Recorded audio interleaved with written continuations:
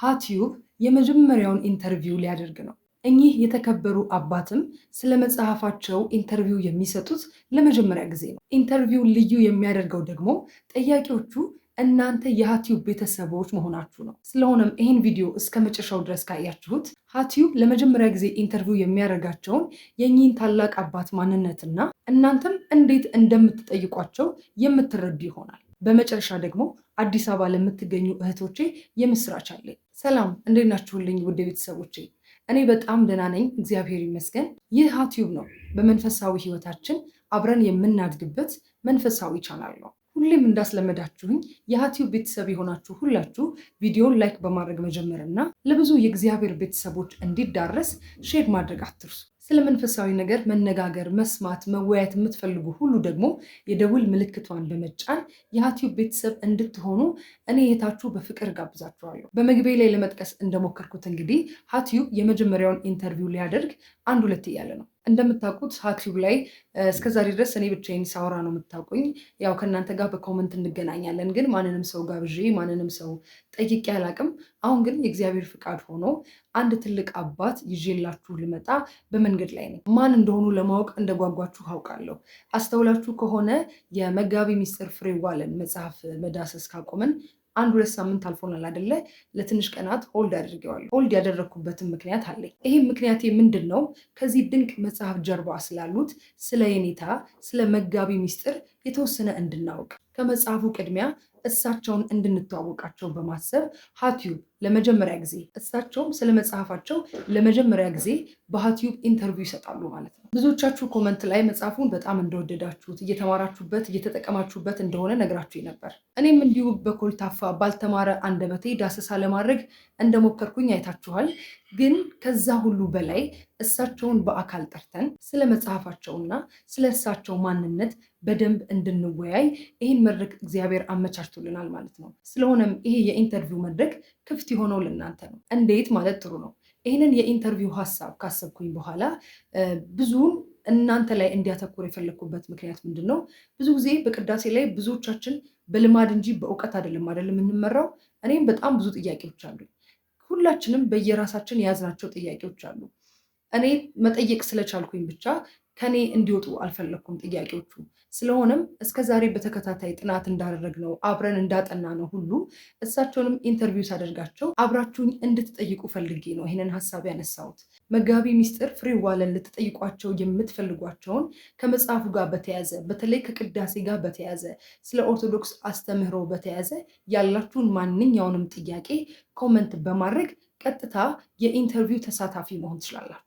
እስከ ዛሬ ስለ ቅዳሴ ባሰባችሁ ጊዜ፣ ስለ ቤተክርስቲያን ስርዓት ባሰባችሁ ጊዜ ሁሌ አእምሯችሁ ውስጥ የሚመላለስ ጥያቄ ያለ አይደለ? ከዛ በተጨማሪ መጽሐፉን ገዝታችሁ ግር ያላችሁ ያልገባችሁ፣ እንዲብራራላችሁ እንዲመለስላችሁ የፈለጋችሁ ተጨማሪ ነገር ካለ ደግሞ እነዚህም ሁሉ ጥያቄዎች በመሰብሰብ እግዚአብሔር ቢወድ በሚቀጥሉት ቀናት እሳቸውን አብረን ኢንተርቪው እናደርጋቸዋለን ማለት ነው። የሚገርማችሁ ቀደም ብዬ አግኝቻቸው ነበር እና እንዴት እኛ እውነት ለመናገር ኦርቶዶክስ እምነት ተከታዮች አብዛኛው ነገራችን በልምድ እንደሆነ ግን ባለን በዚች እምነት ላይ ባለችን በዚች በትንሽ እምነት ላይ እውቀት ቢጨመር ምን ያህል ነገሮች መስተካከል እንደሚችሉ አውቀነው ደግሞ ስናደርገው ምን ያህል በረከትና ረድኤት እንደምናገኝበት እንዴት ደግሞ ለሌሎችን ማስተላለፍ ማስተማር ልጆቻችንን በዛ መቅረጽ እንደምንችል ሁሉ አውርተን ነበርና እኔ በጣም ነው ለዚህ ኢንተርቪው ያጓጓሁት። ምክንያቱም የኔታ ተዝቆ የማያልቅ እጅግ በጣም ብዙ እውቀት ያላቸው የተረጋጉ በጣም ደስ የሚሉ አባት ናቸው።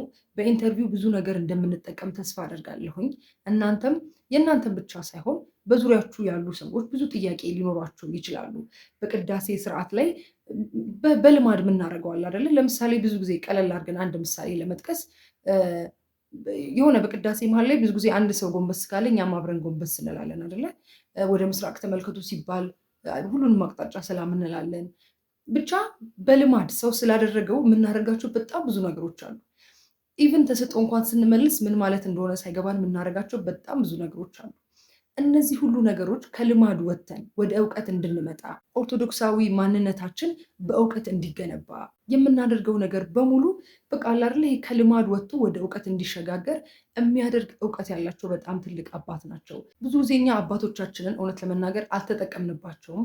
በሚገባው ደረጃ ከነሱ ማግኘት ያለብንን እውቀት አላገኘንም ብዬ አስባለሁኝ እና የኔታ ይህንን በር እንደሚከፍቱልን ተስፋ አደርጋለሁኝ። ስለሆነም ይሄ እድል ለሁላችሁም የዩቲዩብ ቤተሰቦች ክፍት ነው። መጋቢ ሚስጥርን ምን እንድንጠይቅላችሁ ትፈልጋላችሁ? ከቅዳሴ ጋርና ከመጽሐፋቸው ዙሪያ ጋር የሚነሳባችሁን ማንኛውንም ጥያቄ በተለይ በቅዳሴ ዙሪያ ያላችሁን ማንኛውንም ጥያቄ ከአሁኗ ጊዜ ጀምሮ ይሄ ቪዲዮ ፖስት ከተደረገበት ጊዜ ጀምሮ መጠየቅ ትችላላችሁ። ኮመንት ሴክሽኑ ለእናንተ ክፍት እንደሆነ ልነግራችሁና ላሳውቃችሁ እወዳለሁ። እንግዲህ ይሄን ቪዲዮ በዋነኝነት የሰራሁት ስለ ኢንተርቪው ለእናንተ ሂንት ለመስጠት እና ጠያቂዎቹ እናንተ እንደሆናችሁ ከዚህም በኋላ ጥያቄዎቻችሁን መላክ እንደምትችሉ ለማሳወቅ ነው። በስተመጨረሻ ደግሞ እንደምታውቁት ከዚህ ቀደም የህፃናት ማስጠናት መርሃ ግብር እንደጀምርን ፖስት አድርጌ ማስታወቂያ ሰርቼ አሳውቂያችሁ ነበረ። ልጆቻችሁን እንድታስመዘግቡ አሁንም ድረስ በእግዚአብሔር ፍቅር ጠይቃችኋለሁ። ስለሆነም አዲስ አበባ የምትኖሩ የኦርቶዶክስ ተዋሕዶ እምነት ተከታይ የሆናችሁ ሴት እህቶቼ ይህንን ልጆችን የማስጠናት ስራ ከኛ ጋር አብራችሁ መስራት የምትፈልጉ ከሆነ ከዛሬ ጀምሮ በራችን ክፍት እንደሆነ ለማሳሰብ ነው። ከእናንተ የሚጠበቀው የኦርቶዶክስ ተዋሕዶ እምነት ተከታይ መሆን፣ እንደገና ደግሞ አዲስ አበባ ነዋሪ መሆንና ከዚህ በፊት የማስጠናት ልምድ ያላችሁ ቢሆን በጣም ይመረጣል። ከዚህ ውጭ ደግሞ በሰንበት ትምህርት ቤት አልፋችሁ ከሆነ እንደ ፕላስ ይያዛል ማለት ነው። ስለዚህ በዙሪያችሁ ላሉ እነዚህን ክራይቴሪያዎች ለሚያሟሉ ሴቶች ጓደኞቻችሁ፣ እህቶቻችሁ ሼር አድርጉላቸው። ከስር በምናስቀምጥላችሁ ስልክ ቁጥር በመደወል መመዝገብ ትችላላችሁ። ለማስታወስ ያህል የኦርቶዶክስ ተዋሕዶ እምነት ተከታይ የሆናችሁ ሴቶች አዲስ አበባ የምትኖሩ ከዚህ በፊት የማስጠናት ልምድ ያላችሁና የሰንበት ተማሪ ደግሞ ብትሆኑ ፕላስ ይሆንላችኋል ማለት ነው። ስለሆነም ይህንን ክራይቴሪያ የምታሟሉ ሁላችሁ ልታናግሩን ትችላላችሁ። ስልኩን አስቀምጥላችኋለሁ። ወላጅ የሆናችሁ ደግሞ ልጆቻችሁ ከ5 ዓመት እስከ 10 ዓመት ዕድሜ ክልል ውስጥ ካሉ በዓለማዊ ትምህርት ብቻ ሳይሆን በመንፈሳዊ ተግባራት ልምምድ ልጆቻችሁ መሰረት እንዲጥሉ ከፈለጋችሁ ባስቀምጥልላችሁ ስልክ ቁጥር በመደወል ልጆቻችሁን ማስመዝገብ ትችላላችሁ። ከእግዚአብሔር ጋር ልጆቻችሁን በአደራ ተቀብለን ደስ የሚያሰኛችሁ ልጆች ለማድረግ እንጥራለን። እግዚአብሔር እንግዲህ የሁላችንን መልካም ሀሳብና መሻት ይፈጽምልን። የዛሬው ቪዲዮ እንግዲህ ይህንን ይመስላል። ስለሆነም ከዚህ ደቂቃ ጀምሮ የጥያቄው መድረክ ለእናንተ ክፍት ሆኗል ማለት ነው። ጥያቄዎቻችሁን፣ ሀሳብ አስተያየቶቻችሁን እጠብቃለሁ። በሚቀጥለው ቀን ደግሞ በሌላ ቪዲዮ እንገናኛለን። ከነገ ወዲያ የምንይዘውንም አብይ ጾም የበረከት የረድኤት ያደርግልን። ለንስሐ የምንበቃበት፣ ለቅዱስ ቁርባኑ የምንበቃበት፣ እንባችን ታብሶ ጥያቄያችን ተመልሶ ከክርስቶስ ትንሣኤ ጋር አብሮ የኛም ትንሣኤ እንዲሆንልን እመኛለሁ። መልካም ጾም ለሁላችሁም የዩቲዩብ ቤተሰቦች እንዲሁም ለሁሉም የኢትዮጵያ ኦርቶዶክስ ተዋሕዶ ቤተክርስቲያን አማኞች ከወዲሁ እመኛለሁኝ። በሚቀጥለው በሌላ ቪዲዮ እስከምንገናኝ ድረስ ሁላችሁም ባላችሁበት ሰላም ሆኖልኝ። ሁሌም እንደምንለው ክርስቲያናዊ መንፈሳዊነት ዘላለማዊነት ነውና በእውቀትና በእምነት እግዚአብሔርን ተከትለን እርሱን መስለን የምንናፍቃትን ተስፋ የምናደርጋትን መንግስቱን ለመውረስ የበቃን ያደርገን።